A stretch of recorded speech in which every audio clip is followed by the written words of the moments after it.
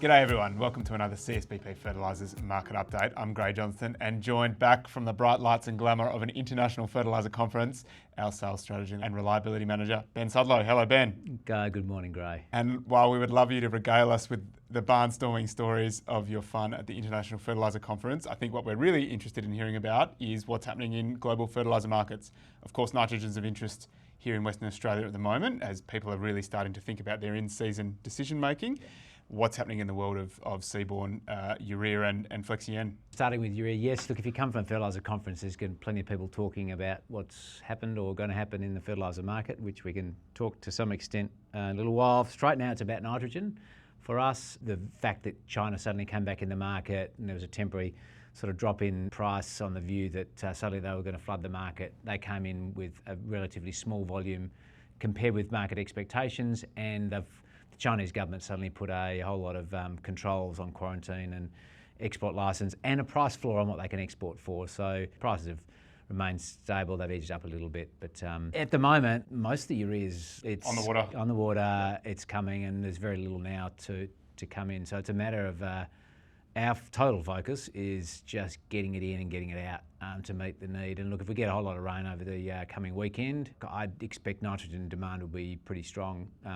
We probably thought maybe a month ago that we'd get all this early demand, and look, it hadn't rained a lot in May, and now that's probably getting pushed back.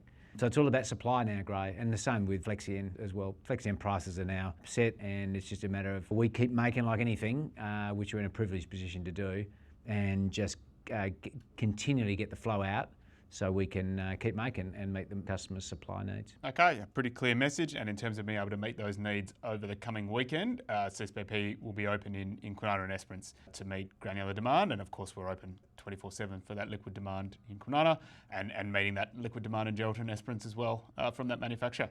Yep. Then turning, I guess, to some longer term outlooks and really phosphates and potash, we're starting to make some 2026 pricing available in the market. Probably worth getting a view around where those commodities are sort of shaping over the longer term, given that seeding this year is almost done. If we start with ammonium phosphates, you know, in the 5 months between September and the end of January, MAP and DAP prices moved $20 a tonne, and you know they were broadly pretty stable, and some fluctuations the FX did over that time, but you know that was the market because that is the time when we in Western Australia buy and import, and we're exposed to those global prices at that time. What's happened since then, the MAP and DAP prices have in the period then from there until now have moved $100 a tonne.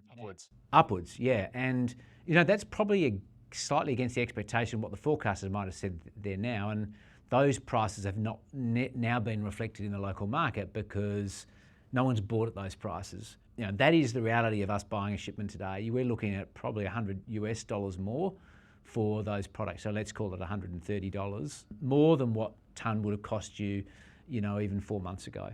So as customers think about what does next year look like, or what does the stock that I might consider buying in the pre-June deals, you know, there's some embedded value sitting in the inventory that we're carrying today relative to today's replacement costs. And look, there's varying views on what the prices might be into the future. There's some forecasters that are saying that this has run up because things are really tight, and that some is the view over the near term. But of course, that may not be the case as things unfold over the next 3 or 4 months either, Grey. Yeah, notoriously difficult to forecast these kind of matters, but really we do have some intel around the actual price that's being paid in the market today, and it is that price, what, $100 higher, as you just described. Yeah, I mean, as you said to me yesterday, Grey, you know, the best forecast is point to point is when you talk about what the actuals are from when you last purchased, because they are what you'd pay today. Someone out in the world is paying that. Whether that's a relevant price for next year or not, well, people out in the market can decide that. But certainly CSBP is in a good position. We've got some raw materials to support providing a price into 2026. And if anyone is interested in securing one of those prices for a limited range of product, you can get in touch with your account manager to talk about that. Yep. Similar then, how's the story on potash? You know, 12 months ago when the potash suppliers were sitting there at the International Fertiliser Conference, they were the ones with all the product, and the buyers being China, India, sitting back going, we don't have to rush in, you guys are going to have to come to us, and the prices moved down. And they fixed prices very low. I think the China contract price last year was as low as, this is standard grade, to a very big buyer, $273 odd a tonne. MOP.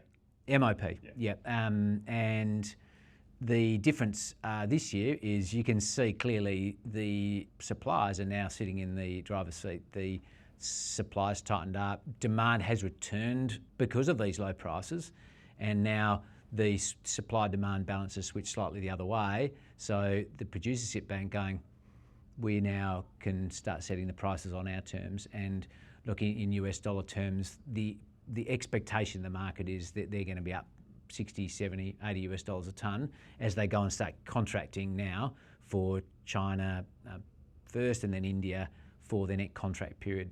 And the slight difference between potash and phosphates is potash is contract for 3 months or 6 month periods, and they're now setting themselves up for this September quarter and the December quarter. Again, if there was someone out there looking to hedge their requirements for 2026 volumes on a product like a K-Till, which incorporates both ammonium phosphate and a standard grade MOP, CSBP is in a position to be able to offer a price on that at the moment.